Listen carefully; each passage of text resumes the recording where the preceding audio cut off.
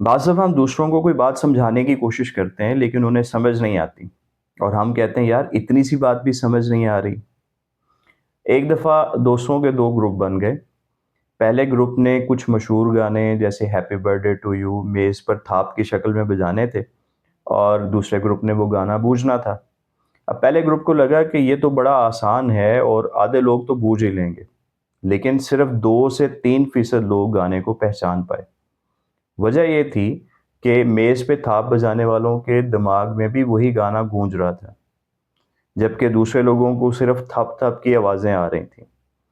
इसे कर्स of knowledge कहा जाता है, यानी जब हम किसी चीज़ को अच्छी तरह जान लेते हैं, तो हमें लगता है कि दूसरे लोग भी इसे जानते हैं।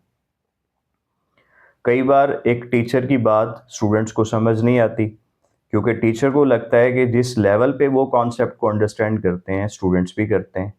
इसीलिए स्टूडेंट्स को उनके लेवल पर आकर पढ़ाना चाहिए। आपने एक वेबसाइट डिज़ाइन की, आपको उसके हर बटन का पता है। एक कस्टमर फर्स्ट टाइम उस वेबसाइट पे आता है, अब उसे ऑर्डर नाउ का बटन ही नहीं मिल रहा। आप सोचते हैं यार ये सामने नज़र तो आ रहा है और कस्टमर चला जाता है। हमारे परफ्यूम्स पे एक्सट्रेट डी परफ्यूम लिखा होता है।